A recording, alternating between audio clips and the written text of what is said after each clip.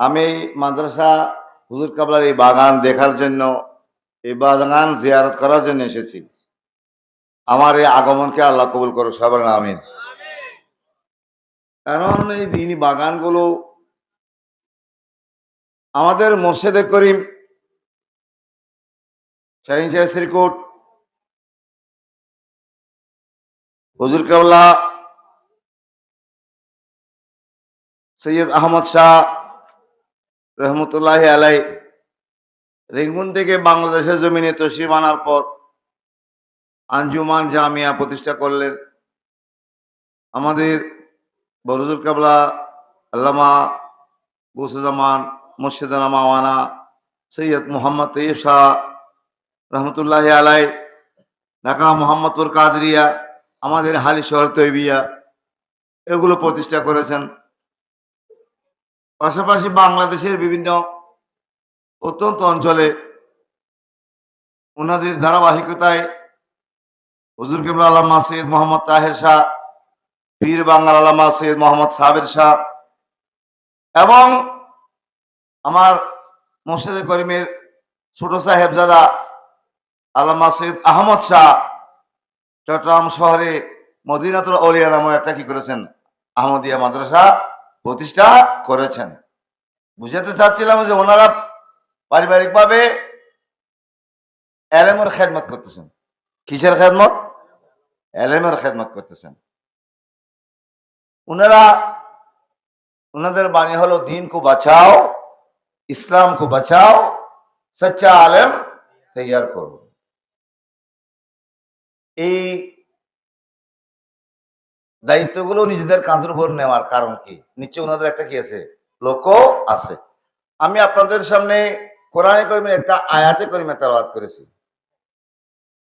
আমরা জানি লেকুল্লিন আজাল, প্রত্যেকের একটা কি আছে, আজাল আছে। আমরা এখানে বসে আছি, এখানে 5 বছর আগে সালনা জলসায় বসেছিলেন যে এরকম অনেক মানুষ কবরস্থানে চলে গেছে না? সেই জন্য আমি মাহফিলের শুরুতে একটা মিসরা লাইন আপনাদের সামনে পড়েছিলাম, ইহি দুনিয়া মুসাফির হে वही आखिर ठिकाना, कोई आगे रवाना है कोई पीछे रवाना। এখানে আমরা মুসাফির হিসেবে আসছি। যিনি এই কবিতাটা লিখেছেন, এই শেরটা লিখেছেন, তিনি আমাদের দুনিয়ার মানুষদেরকে উদ্দেশ্য করে বলতেছেন, এই দুনিয়া মুসাফির হে, এটা আমাদের জন্য মুসাফির জিন্দেগি। মুসাফির কোথাও গেলে কি সেখানকার জন্য কোনো কিছু চিন্তা ভাবনা করে না। বলতে আমি 2 দিন পরে এখান থেকে আমার দেশে চলে যাব। কোথায় চলে যাব? আমার গ্রামের দেশে, আমার বাড়িতে চলে যাব। এখানে আমি কিছু করার দরকার কি? আমার আসল ঠিকানা অন্য জায়গায়। কোথায়? এটাও কোরআন বলছে, মিনহা খালাকনাকুম। মানুষ যখন মারা যায়, আমরা যখন মানুষকে কবর দিতে যাই, কবরস্থানে যখন আমরা শুয়ে দিই, মানুষের কবরে দেওয়ার সময় বিসমিল্লাহি ওয়া আলা মিল্লাতি রাসূলিল্লাহ বলি, এরপরে বলি মিনহা খালাকনাকুম। ও আল্লাহর বান্দা, ও মেম্বার, চেয়ারম্যান, এমপি, মন্ত্রী, মিনিস্টার, দেশের রাজা, প্রজা, যে যেখানে থাকুক না কেন, প্রত্যেককে যখন মৃত্যুবরণ হয় কবরে চলে যেতে হয়, ঠিক না বেরি? তখন কবর দেওয়ার সময় বলা হয় যে মিনহা খালাকনাকুম, এই কবরের মাটি দিয়ে আপনাকে সৃষ্টি করা হয়েছে, সেই জন্য আপনাকে এই কবরস্থানে কবর দেওয়া হচ্ছে, ঠিক না বেটি? আল্লামা শেখ সাদি বলেন, দু চিজ আদমি রাত কসদ জোর জোর, একে আবদানা দিগর খাকে গোর। 2টা জিনিস মানুষকে টেনে টেনে নিয়ে যায়। একটা হলো খাবার, রিজিক। আজকে রাতের খাবার কোথায় আছে আপনি জানেন না। এখানে আপনি মাদ্রাসার সালনা জলসা এখানে বসে আছেন, হঠাৎ করে একটা টেলিফোন আসলো যে আপনার ব্যয় আসছে। ব্যয় কোথায় আসছে? অমুক জায়গায় অমুক খানে। তো ওই ব্যয় আপনাকে ডাকতেছে, ওখানে যেতে হবে। ওখানে ব্যয় না যাওয়ার, আপনার তো যাওয়ার না। ব্যয় বলতেছে না আমার ব্যয় ছাড়া আমি খাবো না। আপনার তো ওখানে খাওয়ার কোনো প্রোগ্রাম ছিল না, কিন্তু আল্লাহ পাক আজকের এশারের পরে আপনার রাতের খাবার কিন্তু ওখানে লিপিবদ্ধ করে রাখছে। ওখানে কি করে রাখছে? লিপিবদ্ধ করে রাখছে। সেই জন্য খাবার আপনার যেখানে, আপনি সেখানে যেতে হবে। ঠিক না বেঠিক? অনেক মানুষ আমরা মসজিদের গেটের মধ্যে শুক্রবারে বসে থাকে না, মানুষ কি জন্য বসে থাকে?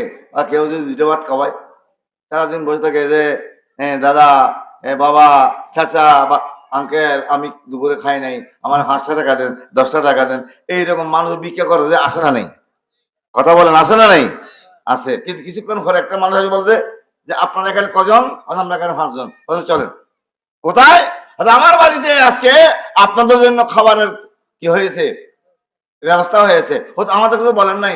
বলি নাই যে আমি জানি এখানে আপনারা শুক্রবারে আসবেন, আপনারাই আমার মেহমান হবেন, এটা আমি আগে থেকে প্রোগ্রাম করে রাখছি।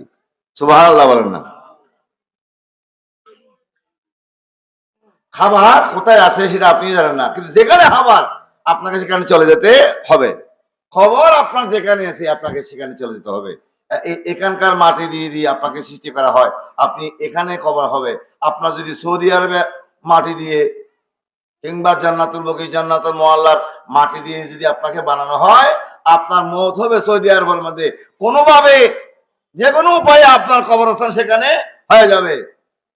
কারণ দু চিজ আদমিরা কসদ জোর জোর, একে আবদানা দিগর হাকে গোর। খাবার এবং খবর আপনাকে টেনে টেনে নিয়ে যাবে যেখানে। এই জন্য আল্লাহ বলছেন মিনহা খালাকনাকুম, এই মাটি থেকে তোমাকে সৃষ্টি করা হয়েছে, ও ফিহা নুইদুকুম। একটু করে মনোযোগ দিয়ে শুনুন। আল্লাহ বলছেন ও ফিহা নুইদুকুম। আল্লাহর কথা আমাদেরকে শিখিয়ে দিয়েছে, আমরা বলতেছি হে আল্লাহর বান্দা, আপনাকে এই কবরের মাটি দ্বারা সৃষ্টি করা হয়েছিল, আজকে আমরা আপনাকে সেখানে খবর দিয়ে যাচ্ছি। কিন্তু এই কবর আপনার জন্য চিরস্থায়ী না।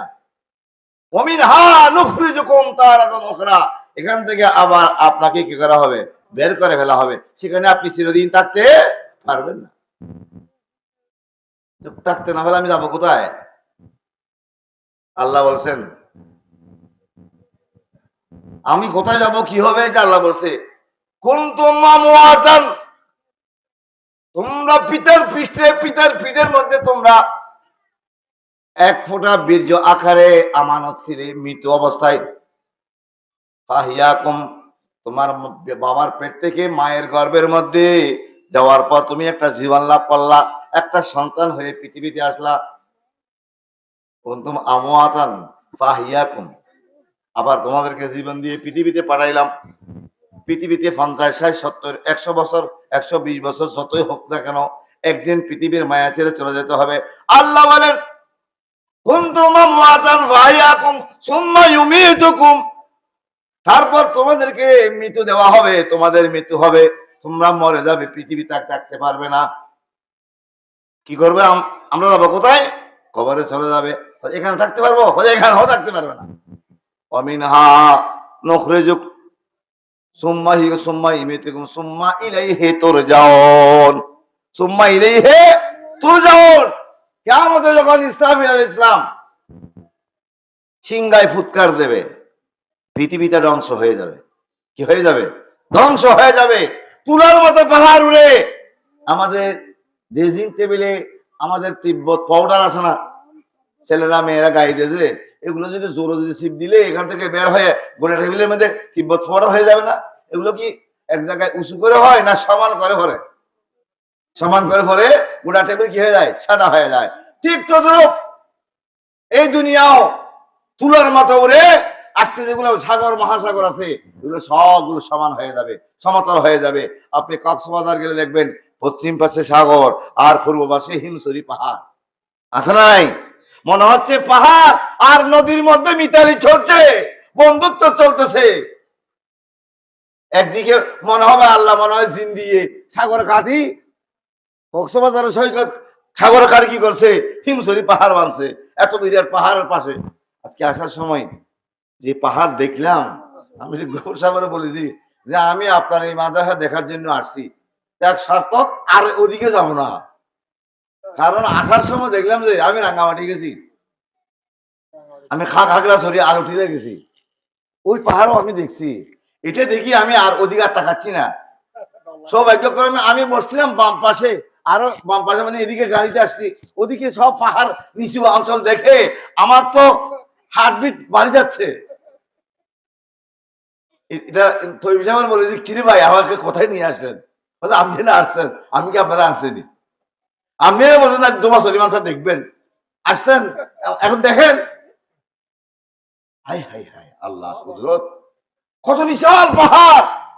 আল্লাহ পাক, আল্লাহ বলে এই পাহাড়গুলো আমি কি করেছি, যে বাড়াও তাহলে আপনারা কলের ফিলের দেন না বিল্ডিং এর ছাদ নিরাপত্তার জন্য। আমি জমিনকে, এই যে জমিন, এই জমিনটা পানি ছিল, সর্বপ্রথম খানায়ে কাবা, এটা কি হয়েছে, জমিন শুরু হয়েছে খানায়ে কাবাকে কেন্দ্র করে। এই জন্য খানায়ে কাবাকে বলা হয় পৃথিবীর নাভি।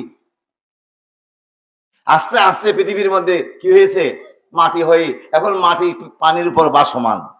মাটি কিসের উপর? পানির উপর। মাটি যেন না নড়ে সেই জন্য আল্লাহ পাহাড় দিয়ে এখানে কি মারি, ফেরাক মারি, মানে ফিলার গাড়ি দিয়েছে। আল্লাহু আকবার, আল্লাহু আকবার, ইয়া রাসূলুল্লাহ, জিন্দাবাদ, জিন্দাবাদ, জিন্দাবাদ।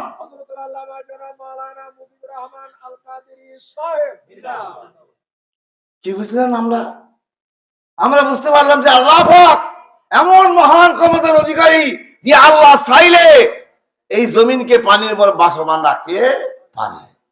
শুধু তাই নয়, এত বড় বিশাল আসমান, আল্লাহর কুদরতটা দেখেন।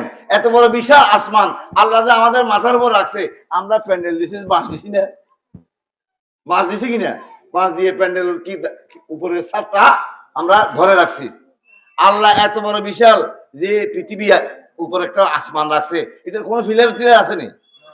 আল্লামা শেখ ফরিদুদ্দিন আত্মার বলেন, আজ-জমিনে খসকা রুয়ানত গয়া আসমারা বেসুতুদারত নেগাও সালাতুনিয়া।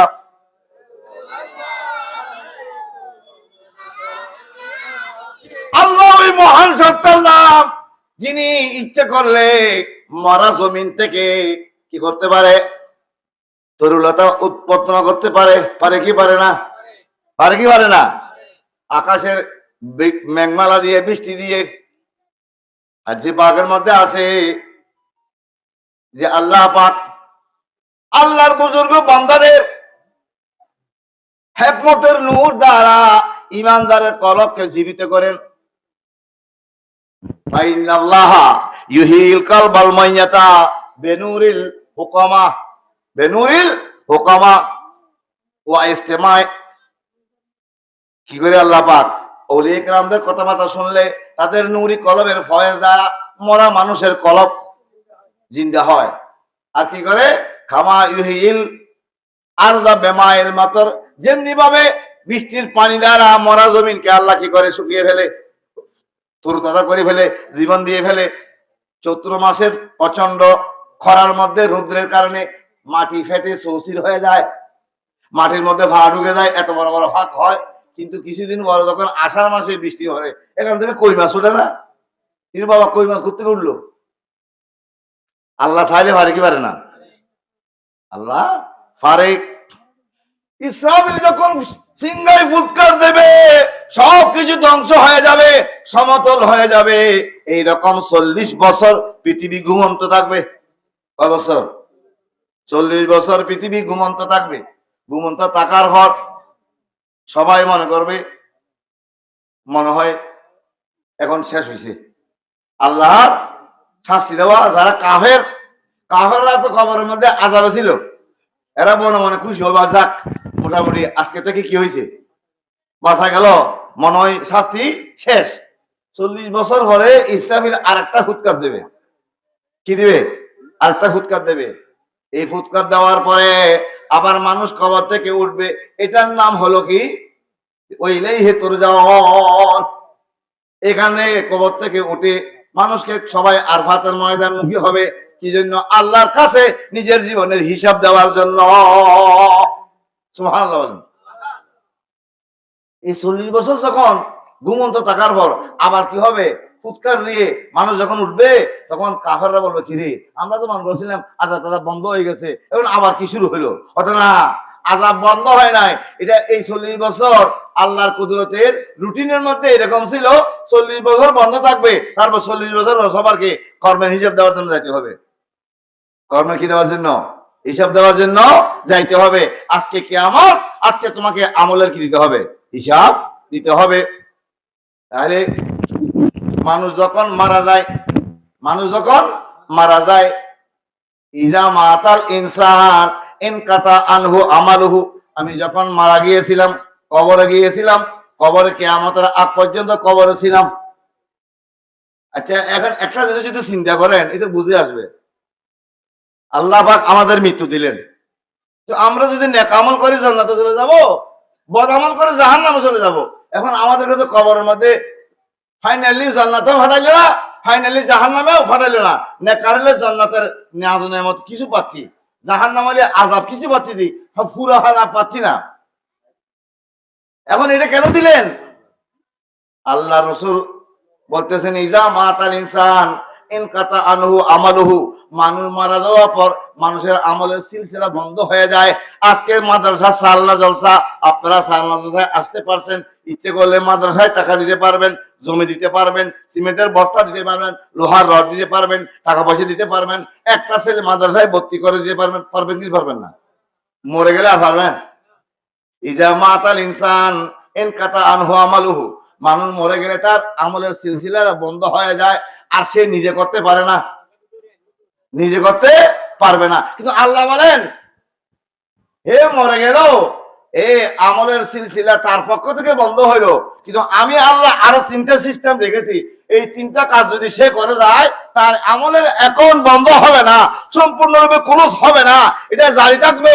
তার আমলের মধ্যে সওয়াব যোগ হবে, সেই সওয়াব দিয়ে কিয়ামতের ময়দানে উঠার আগে আগে তার গুনাহগুলো মুছে যাবে। এদিকে সওয়াব যোগ হবে, ওদিকে গুনার পাল্লা হালকা হবে। জোরে বলুন সুবহানাল্লাহ। ইন্নাল হাসানাত ইউযহিবুনাস সাইয়্যাত। বান্দার পক্ষ থেকে যখন নেক আমল পেশ করা হবে, নেক আমলের উসিলা কি হয়ে যাবে? গুনাহ ইবলিশ হয়ে যাবে, মুছে যাবে। তো আল্লাহ পাক বান্দা যখন মারা গেল, কবরে চলে গেল, তখন 3টা সিলসিলা রাখলেন। এই 3টা সিলসিলার একটা হলো এই আজিজিয়া মাদ্রাসা, এই গৌসিয়া তৈবিয়া আজিজ সাবরিয়া আজিজিয়া মাদ্রাসা। এটা কিরকম? ইজা মাতাল ইনসান ইনকাতা আনহু আমালুহু, মানুষ মারা গেলে মানুষ আর নিজে, কবরস্থান মানুষ আছে না নাই? এখন আমাদের গৌর সাহেব সাদ দেখানোর জন্য গিয়েছে, আমি দেখলাম একটা কপ্তা কাঁচা কবর, মনে মনে বলতেছে, উনি বলতেছে আর সামনে যাইয়েন না। আমি চিন্তা করছি ভরে গেলে তো ডাইরেক্ট কবর চলে যাবো, কিন্তু আমি কি ওইটার থেকে বাঁচলো? আদৌ কি খবর থেকে আমি বাঁচতে পারবো?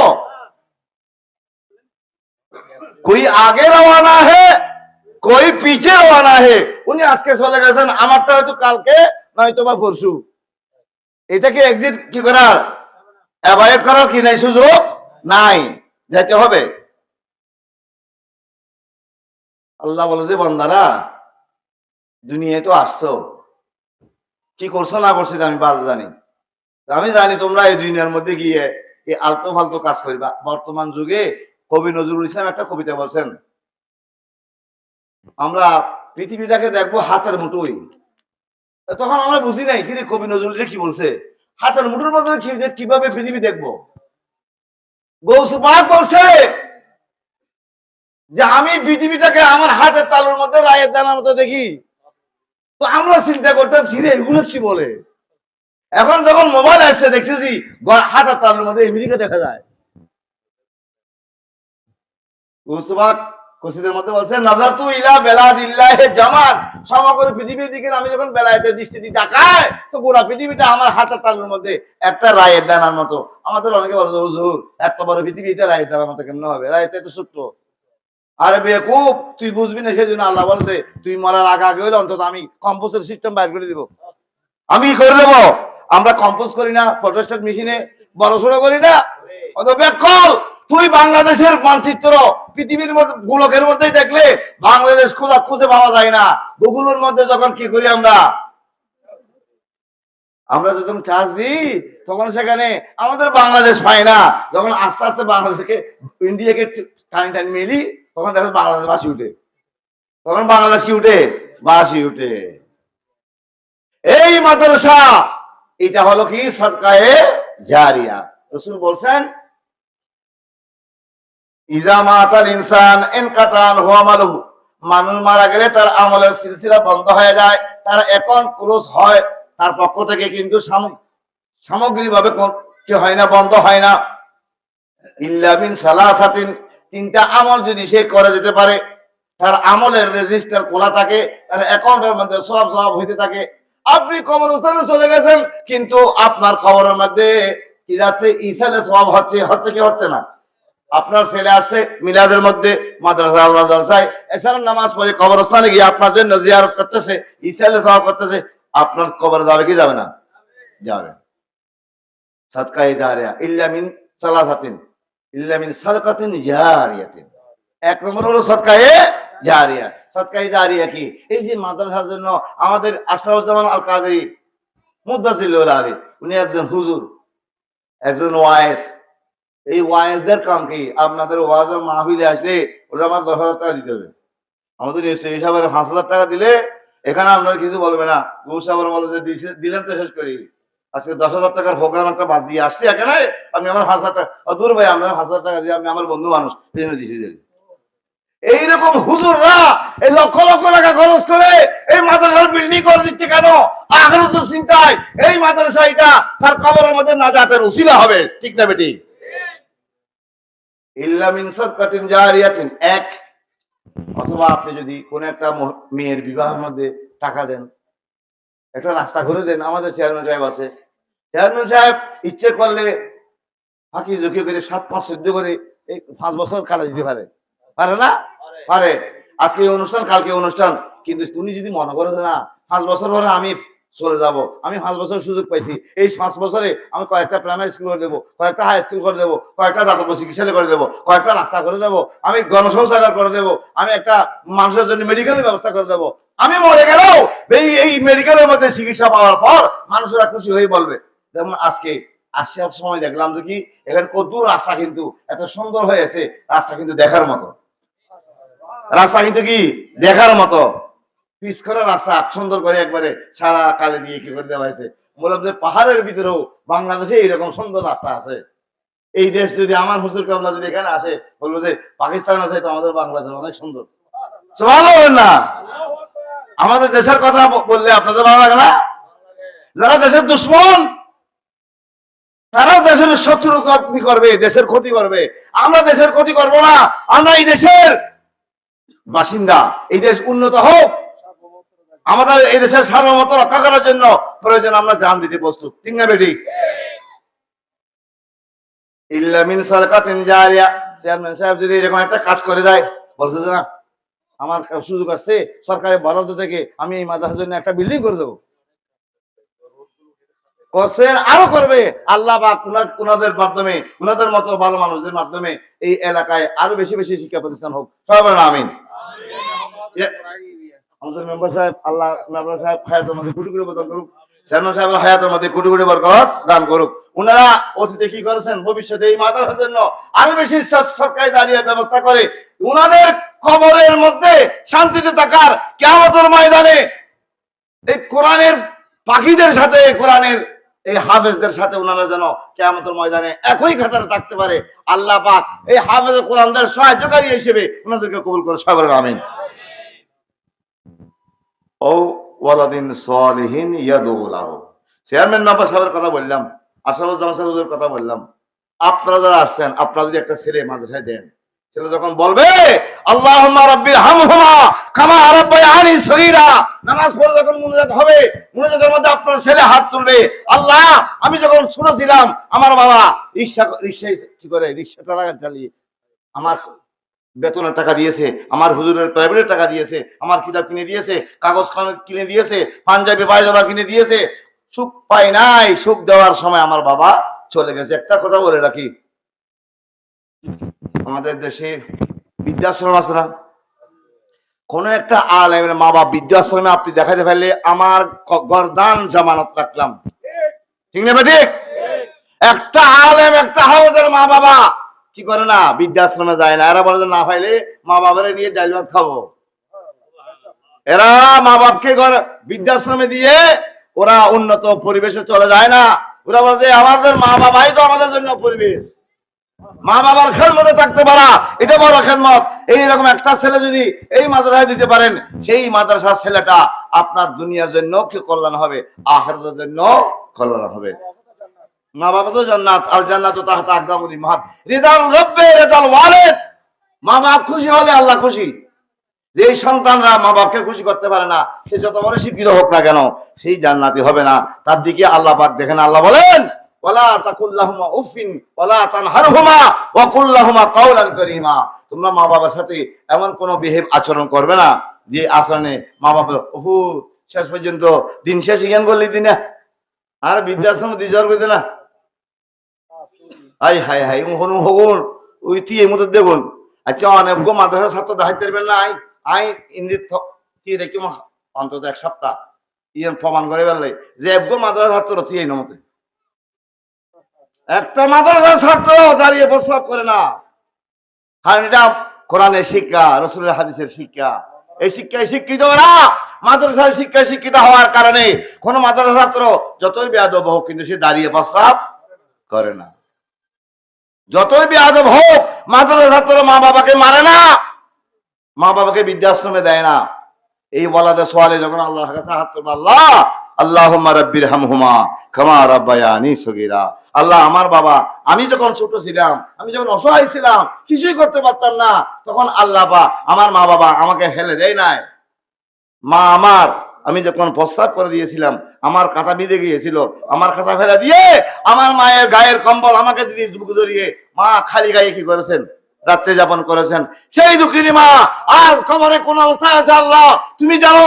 আমার মায়ের কবরকে জান্নাতের বাগান বানিয়ে দাও। আল্লাহ বলে ও বান্দা, তোমার মায়ের কবর আমি জান্নাত বানিয়ে দিলাম। জোরে বলো সুবহান আল্লাহু আকবার, আল্লাহু আকবার। ইয়া রাসূলুল্লাহ, ইয়া গৌসম দস্তগীর জিন্দাবাদ। প্যারা হাজিরিন, নেককার সন্তান আর ও এলমিন ইয়ন্তাফাউ বিহি, এমন একটা মাদ্রাসা যদি আপনি রেখে যেতে পারেন, যে মাদ্রাসা থেকে সত্যিকারের আলেম বের হবে।